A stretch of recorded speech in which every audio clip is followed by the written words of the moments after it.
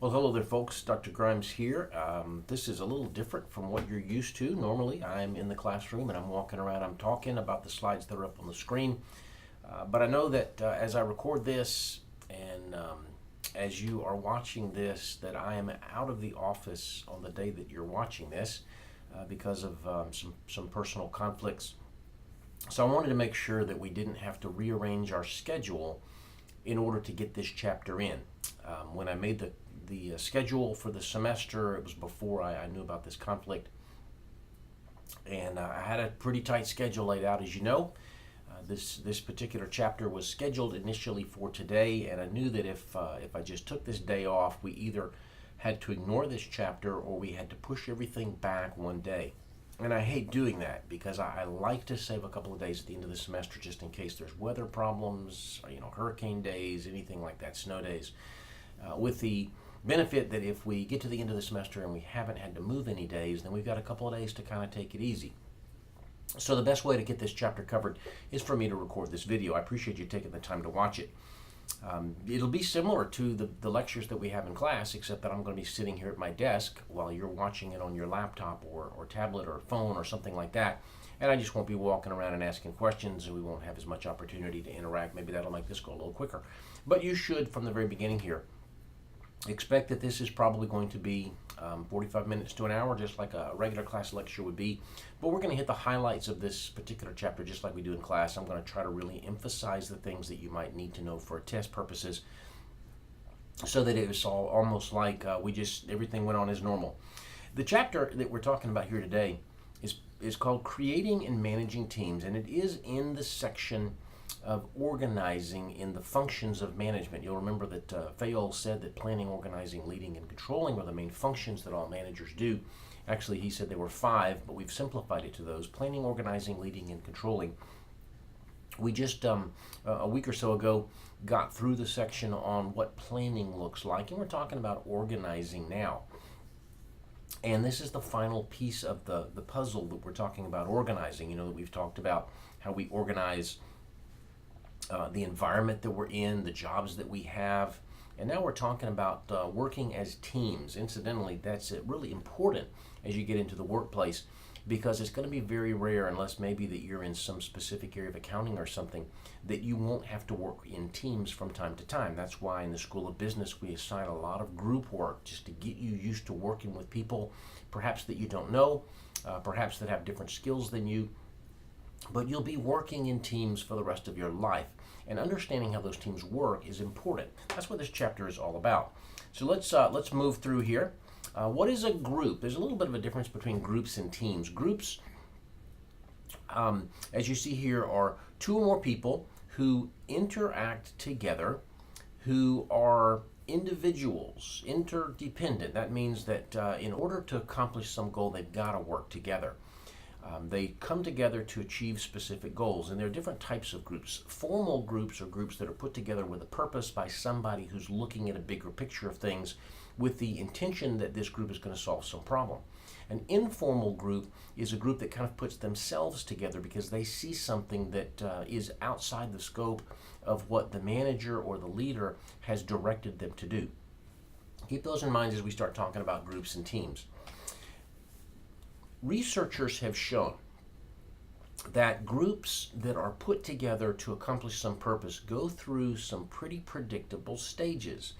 And the next couple of slides talk about what those stages are. I want to really emphasize for a few minutes here what happens during those stages, because this is a really good test material for exam number 4.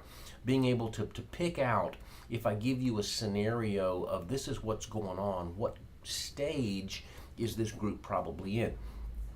It's probably a little bit easy here because maybe a preacher did this or something, but all the words rhyme. They start with different letters, but you ought to be able to remember it in terms of the rhyme. The first stage of group development is the forming stage. As it would suggest, this is when the group first gets together and really starts forming.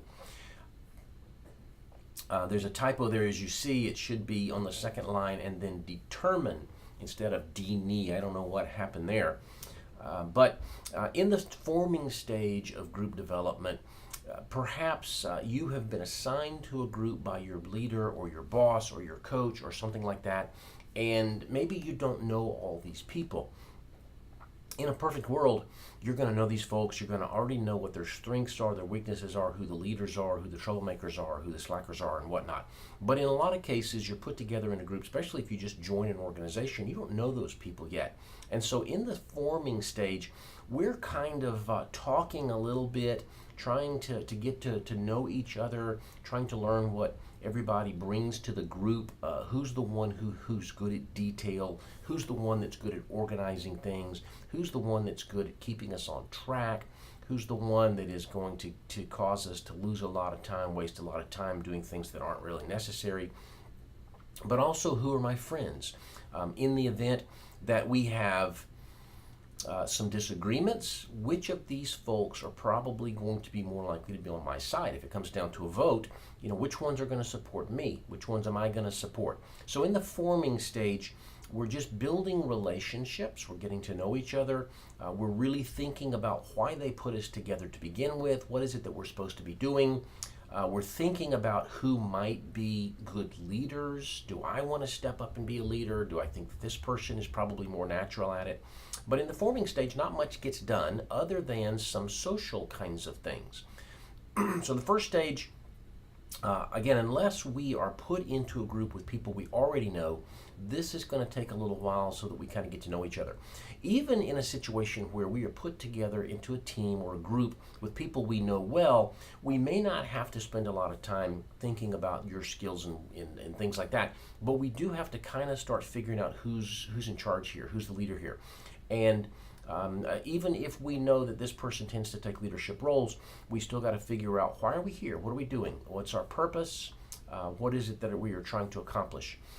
As we begin to figure those things out, then we move into a period that researchers call storming. So we have forming and we have storming.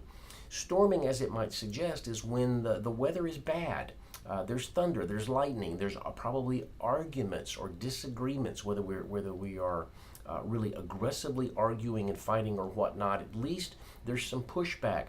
In the forming stage, people are polite and they're nice. But when we start to kind of figure things out, now we start kind of moving and positioning to try to become the leaders that we want to be, or to get the responsibility that we want to get. Maybe we kind of get a general idea of what the purpose is in this forming stage, but now we're in the process of trying to figure out how we do that, and we disagree on how to do that. So the second stage, which is storming, is where we see most of the conflict. If you were to look at a group as an innocent bystander and see, boy, they seem to fight a lot. They disagree a lot. They're not really making a whole lot of progress because they can't figure out what direction to go in. They're probably in the storming stage, and that's natural. It's normal. Even in the groups where people tend to get along really well, there's some degree of who's going to be in charge here, who's going to make the decisions here. So there's a little bit of storming. Sometimes it's an awful lot, sometimes it's a very little bit. But that's where we figure out really who the leaders are, and we start taking on roles and responsibilities and authority and things like that. Eventually, we do get through that, and we move into what the researchers call the norming stage. Now, a norm is that thing that kind of dictates how we do things, the way which we do things, the reasoning behind things, how we interact with each other, the rules that we all tend to agree on. So in the norming stage, now we've kind of accepted who the leaders are because of the storming stage. We know each other and what they bring to the process because of the forming stage. Now we start to really build the relationships. We start to really focus on what the issue is. But we are in this stage really ironing out, how are we going to do things? We meet every week. Do we start right on time? Do we understand somebody's going to be late and we're going to wait on them? Do we interrupt each other? Do we sit politely until somebody finishes speaking? Who takes notes? What are the rules? So we got forming, we got storming, we got norming, and then what is typically called the last stage is performing. You'll see that there's a fifth stage, but that doesn't apply to every group, and I'll explain that in just a minute. The performing stage, forming, storming, norming, and performing. All right, forming, storming, norming, performing. You're going to want to repeat those in your head a lot because the order of those things is really important. In the performing stage, as it suggests, all these things have been worked out, and we're actually working on the problem or the task that we've been assigned, and we're making progress towards it.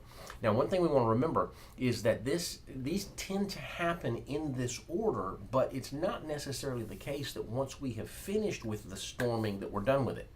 We will, periodically go back to the storming stage, because at some point we're going to disagree on something. So we may slide back on this sequence of development stages, and we may storm for a little while after we've been performing for a while. That's pretty natural, as long as we have the norms in place from stage 3 to deal with that storming. We don't stay in that storming very long.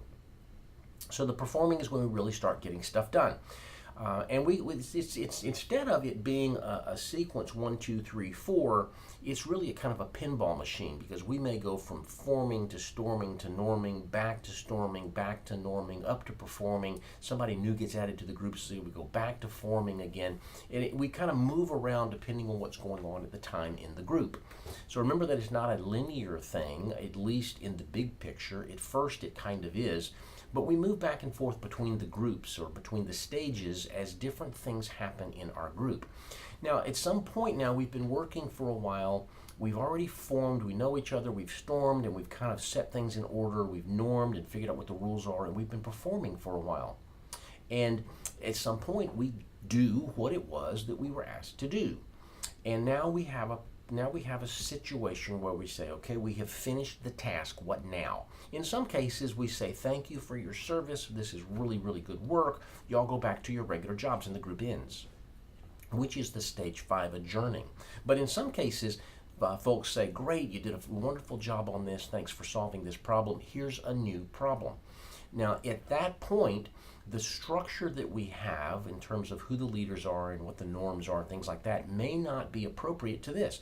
The last task we had may have been one that required a lot of detail, so somebody who's detail-oriented was the leader, but this may require a lot of creativity, so the detail person may not be the best leader, and we may move back to forming as we re-explore the skills that people have. So forming, storming, norming, performing, then we may adjourn, or we may get a brand new task. And that's kind of important to remember. If we look at it from a diagram, here's what happens. It suggests that we are in a linear sequence. And again, we start that way, but then we kind of move around a little bit. Excuse me. As you see from the diagrams, the forming, everybody's kind of doing their own thing, because we don't have any real common commitment. We don't have any common purpose. In the storming stage, we're not kind of moving our own way. We're kind of attacking each other in a sense. But eventually, we move into the more norming stage, where there is a structure, and we understand what that hierarchy is. In the performing stage, we interact an awful lot together to accomplish a purpose. And then in the adjourning stage, you'll notice that some of those lines are solid, meaning that some of these people stay together, but some of those lines are broken. They move away from the group, or the relationships between two people in the group kind of change a little bit. That's a real great picture of how groups form and get to the point where they do something of significance. And I really want you to understand that diagram. For test purposes, after spring break, I want you to really understand this concept of group development and the stages of group development. Forming, storming, norming, performing, and perhaps adjourning, and what basically happens in each group. For a group to be successful, we can't just put people together and hope it works. There's got to be a plan involved.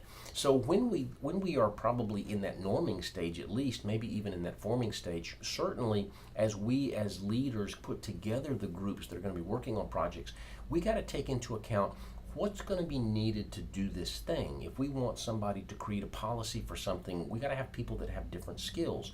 They've got to have different kinds of knowledge. They've got to have different abilities and different skills. And if you've taken Intro to HR, this begins to sound like something that you're very familiar with on a job description, the KSAOs, the knowledge, skills, and abilities. Here they are right here. You want to appoint people to a team in order to fill a certain role within that team. So in order to fill different roles, you got to know what knowledge is necessary, what abilities are necessary, what skills are necessary. But we also have personality traits because in some groups, some roles require a lot of people skills and some require independent thinking skills and so forth. And all of that stuff is really kind of important. If you're in charge of putting together the group, you got to think about what kinds of people you need to be on this group. If you are putting together, that's in the case of a formal group. If you're putting together an informal group, you're kind of looking around and you're deciding who you want to have working with you on this project. Remember back to when you were in elementary school and you were choosing teams for kickball at PE. You kind of thought about, I need somebody who can kick the ball real hard. I need somebody that can catch the ball. And you look at the people who are out there and you go, you're pretty good at kicking, I'm going to pick you. You're pretty good at catching the ball, I'm going to pick you. And you're looking for different people who have different skills. That's the same idea here. So that's how groups form. But when we think about the structure of those things, here's some things we want to consider. The roles are the different positions that people have, the things that they do. So they are, as it says, the behavior patterns that are expected of somebody who has a particular position. The roles that a leader performs are different than the roles that a follower performs. And the roles that the decision maker performs are different from the roles that the researcher performs. Understand what roles are needed within this group, and going back to the last slide, look for people that have the skills and the knowledge and the abilities and the personal characteristics to be able to fill those roles. As we said earlier, the norms are those expectations that we all agree upon, the rules or the standards that we all agree upon. There's a problem, though, sometimes with groups and group work, is that especially when we get larger groups where people may not feel as comfortable talking and sharing objections and things, that we begin to start to think alike and we exert pressure on people not to create problems. And that is called groupthink. That's when the group as a whole, either formally or informally, kind of puts pressure on people to go along with the group. Don't create any objections. We've worked on this for a while. Anybody that puts up a hand and asks a question that causes us to go backwards, we're going to be really mad at you. So let's just kind of understand that when we get to a certain point, everybody's going to agree. If you have concerns, you're going to kind of put them beside you. And that helps us to get to a conclusion quickly, but sometimes it's the process of asking those questions that causes us to step back and go, you know what, there's a problem there, and if we'd have gone forward, something would have gone wrong. A great example of groupthink happened in 1986 when the Space Shuttle Challenger was getting ready to lift off. This is long before you were born, but I was in college. I remember the day very, very clearly. I had just come back from PE, and I was in the dorm. I was getting ready to go upstairs and change clothes and go to lunch. And we watched the shuttle. At that point, I think the thing had already lifted off, and this was the after effects of it because this was lunchtime. It took off in the morning. But what happened on that day, it was a kind of a cold day in Florida, and they lifted off the shuttle. It got up in the air. It got several 100,000 feet up in the air, but it was still where the viewers could watch the thing. And there's this space shuttle going up. It's kind of starting to turn. You can see all the smoke behind it where it's burning off the fuel. And then all of a sudden, it kind of disappears. And instead of one trail of smoke, there's 3 trails of smoke. And everybody's going, what's happened? What's happened? And what had happened in reality is that something had gone wrong and the space shuttle had exploded and everybody on that thing died. And you can imagine the rest of the day for several days that was the main story in the news. What happened? How did this thing blow up in midair? And it was a result of groupthink. Everybody, when it came time to say, do we proceed or do we stop, everybody kind of was pressured to say, let's keep going. There are those who came forward later and said, I really worried about this. I had a hunch that something was wrong here and I should have said something. That's groupthink. When the group pressures, the group as a whole pressures individual to not create problems. Keep going, keep moving. If you have concerns or questions, kind of bury them because we don't want to have to back up and start over. Groupthink's really has had a lot of study, and I want you to look at these 2 diagrams. Ash's cards. I'd like for you to be able to recognize these things for test purposes or to draw these things even for test purposes. This was an experiment that was done to test groupthink or peer pressure on people to go along with something that they didn't feel was right. In this example, everybody was in a room, somebody was sent out in the hall, or before they came in that day, the researcher said to the people in the room, I'm going to show everybody two cards. One of them has the X line that is so tall, the other one has the A, B, and C line. One of those lines is the same length as the X. And as you look at these two cards, you recognize that B is obviously the same length as X. But what the researcher said to the people in the room was that I want all of y'all to be absolutely adamant that it's either A or C. Let's agree now on which one we're going to choose. Everybody like A? Good, we're going to go with A. Everybody like C? Good, we're going to go with C. But everybody in the room is going to just swear up and down that it is C, except that one person who's not in on it. And we will see if we can coerce that or pressure that individual who knows that the answer is B, it's very clear, to go along with the group. And over study after study after study, the larger the group was, the more they were absolutely certain that it was C, the more likely the person was to say, you know what, it's B, but I'll go along with the group. Maybe I'm seeing something that they're not seeing, or I'm not seeing something they are seeing. But Ash's cards provided a very interesting experiment that really began to show that the group can force or to pressure the individual into going along with the group, even though they know that that answer is not right. I want you to remember that. Well, moving forward, other things related to group.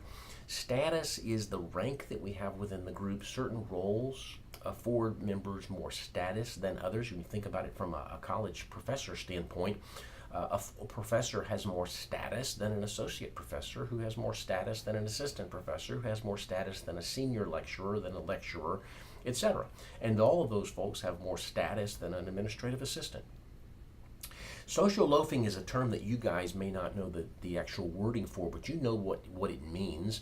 That's a situation where in a group, somebody doesn't do their fair share, because they know that somebody else will pick up the slack for them. Think about the times when you've had to do a group project, and maybe you've picked your own group, or maybe you've been assigned to a group, but you get into it and everybody's working except for one kid, and that kid never turns things in on time, always late to meetings or skips meetings, maybe doesn't even do a real good quality job. And you think, golly, if you would just do your part. Well, we can't wait for you to do your part. I'm going to do your part for you so that we can meet our deadlines. Well, that's social loafing. That's the idea, especially in a larger group. You know, in 4 or 5, it's pretty obvious, perhaps. But in a group of 10 or 15, it's not always real obvious who the weak link is. And I know that the rest of you are so intent on getting this done and done well that I can kind of take it easy, and you'll do my part, and I can just ride along. The tendency for individuals to expend less effort when working collectively than when working individually. If I was doing this assignment by myself, the pressure's all on me, but because I'm in a group, you guys will pick up my slack. That's social loafing. Group cohesiveness is the degree to which we agree on our goals, that we work together, that we like being together, and so forth. One of the things that groups have to do on a regular basis is make decisions. And we would say that a group is better than an individual when it comes to the quality of the decision, because you have more thoughts going in, you consider more things. But we would say that one of the disadvantages of a group is that it takes longer. The bigger the group, the longer it takes, because the more people have to agree and buy in and so forth. So when we have to make decisions, or when we have to accomplish things, using a group means that we have, in terms of advantages, more information, more knowledge. When we finally agree on something, 10 of us agree, so it's easier to convince everybody else. There's much more legitimate outcomes because all these different people agreed on it. The disadvantages is that it takes a lot longer. And when we have a group, there may be a couple who are very vocal, who are very aggressive, who are very powerful, and they may influence the outcome, which goes back to the last slide with groupthink. And sometimes when we have a lot of people, we're not real sure who's in charge of what, so it can become very ambiguous in terms of who's responsible for what. Conflict is always a part of groups. We have conflict within ourselves, but much more so when we're working with other people, because we don't always agree. Conflict is, you see, the perceived incompatible differences. And that's kind of important because sometimes there really isn't any problem. We just think that there's a problem. But when we think that there's a problem, normally the first instinct that we have is we're going to have to work to get through this thing. This is not going to be easy. This is incompatible. What I want and what you want don't line up with each other. One of us is not going to get what we want. And so that's what we mean by a perceived incompatible differences. And there's several views of conflict. Notice that the traditional view says conflict is bad. We want to avoid conflict at all costs. And I think if we did a survey of people, that we'd find more often than not that people don't like conflict. There are those that just like try to stir it up, but most people try to avoid it when they can.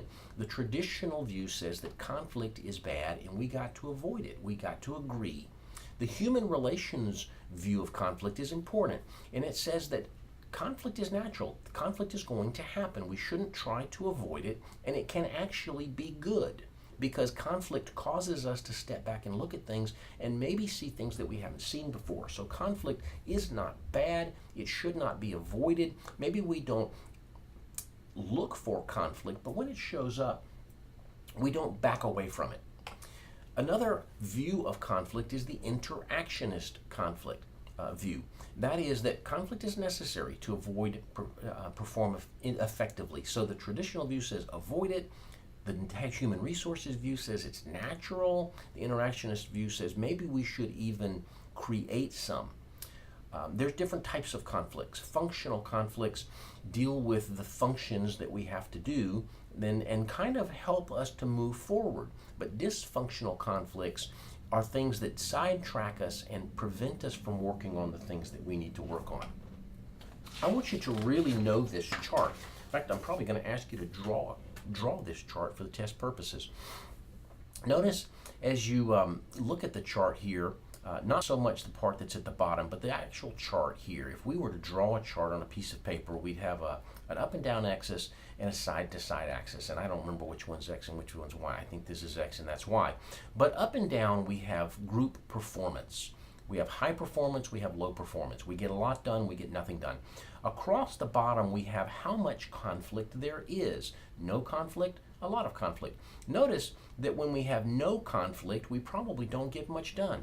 As we begin to add conflict, we start to get more done. And the more conflict we add, the more we get done. But there comes a point where we have as much conflict as we can handle. And we're getting as much done as we can. And if we keep adding conflict, we start to lose some of our effectiveness. Our performance goes down. There's a couple things that I want you to understand from this chart. Number one, some conflict is good. We would never say that all conflict is bad. We don't want the traditional view of conflict. We want the human relations view or the interactionist view, that conflict can be good, we shouldn't avoid it, and that some conflict is necessary. I want you to understand that. Not all conflict is bad. Some conflict is good. But there comes a point in time where too much conflict or a little bit more conflict begins to have bad outcomes.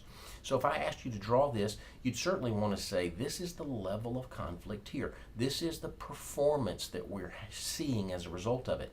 And I would want to have a line that kind of builds to the middle and then falls back down, which indicates that as we as we add a little bit more conflict, our performance goes up to a certain point, and then all of a sudden conflict starts to deteriorate. Now there's a lot of different kinds of conflict. Task conflict, relation conflict, and process conflict. Task conflict is disagreements that we have over the goals or what we're trying to accomplish. Relationship conflict is disagreements that we have on our personalities, or I don't have a conflict with what we're trying to accomplish, I have a conflict with you. The process conflict is not related to the goal itself or the outcome or the end result or you individually, it's how we're doing it. And we got to be able to understand which conflict that we're dealing with at a particular time. Oop, hit the wrong button there. What's the difference between a group and a team?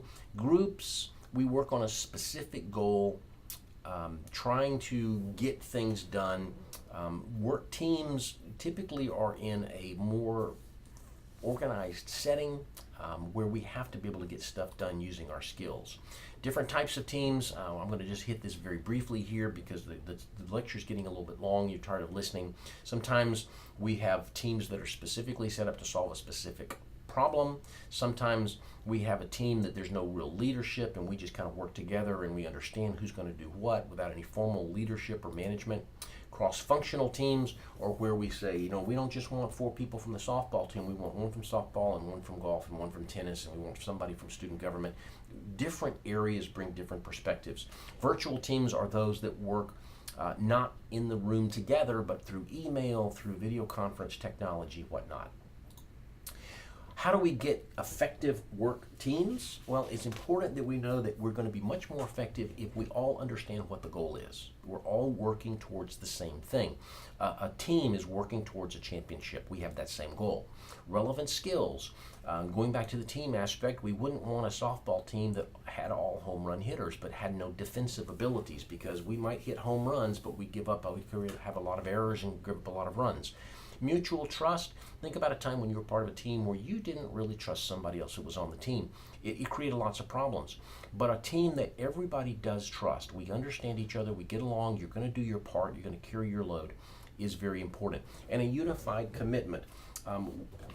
It's the idea in a team that I'm not going to be the one that lets the team down or that causes us to fail. That's very, very important. Last slide for the day. How do we establish good work teams? We got to have communication. We've got to talk about things, and that sometimes creates conflict, but that's the way we get through conflict. We talk about this thing. When you want to raise your hand and say, I'm not so sure, we don't have groupthink. We say, okay, let's stop what we're doing. Let's hear what you have to say. Let's see if that has some value to it, or if we can convince you that that's not something that we need to worry about. Negotiating skills. There's always going to be issues where it's like, I don't know whether it's A or B. I think it's A, I think it's B. Well, let's talk about it. Let's negotiate and see if there is something that we can get to that we both like. And then leadership and internal and external support. It's really important in a lot of organizations and a lot of goals that we have and teams that we work on. We don't have all of the resources that we need, and we've occasionally got to go outside the group to get help. And it's important that we have folks on the outside who are watching, who are ready to step in, who are ready to help, who are encouraging, and so forth. So that's an overview of the chapter here on teams. What I want you to remember, conflict is not bad. It can be very, very good. Pressure to think alike, groupthink, is really, really bad. Social loafing is a reality. The sooner you realize that somebody is free riding, the sooner you can deal with it and move on. All right, so what's coming up here? You're going to have spring break, obviously, next week. I hope that you relax and enjoy yourself and get some rest, catch up on your sleep, whatever. But don't put school to the side completely. You've got to be disciplined enough to do a little bit of schoolwork during spring break. I can remember spring breaks, Thanksgiving breaks, when I was working on my master's degree, where I spent every minute of my Thanksgiving break writing papers. I can remember going to the beach when I was working on my doctorate, and while the family was outside at the pool, I was in the room reading journal articles. You can't completely take a break. You've got to do a little bit of work, and this is really important for this class, because on the Tuesday you come back from spring break, there's a test. So you need to be studying a little bit, reading over your notes. That test is going to have 40 true, false, multiple choice questions, 4 short essay, but it's going to be worth 102 points. If you get everything perfect, you've picked up a couple of points to offset quiz block 1 or quiz block 2 or something like that. And then on Thursday, after we get back, we move into the next chapter. So be reading ahead a little bit. Be prepared for that quiz. I hope this was not too bad for you. We couldn't interact like we do in the normal classroom, and I couldn't laugh and pick on people and whatnot. But if you took the time to watch this, you got a pretty good idea of what I might ask you on a test. Certainly the stages of group development, forming, storming, norming, and performing. Hopefully at some point you get to the point where you can rattle those things off without thinking, forming, storming, norming, performing, and you understand what each one is. Conflict and peer pressure and groupthink and all those kinds of things. You probably have a little bit of an advantage over your classmates if you've watched this video and they haven't, because they don't really know. And I'll encourage you, if you've watched this video, which you obviously have because you're at the end here, don't share a lot of ideas with your classmates. Make them watch this thing and learn this stuff on their own. If you have questions, I will be on spring break with my phone nearby, so you can text me or you can email me to my mark.grimes@gsw.edu account, and I'll respond to you on spring break. But hopefully everything is going smoothly and you are better understanding of this material and ready to move forward for a test, and you can apply this thing to your real life. Hope things are great. Talk to you soon. See you in class at the end of spring break. Bye for now.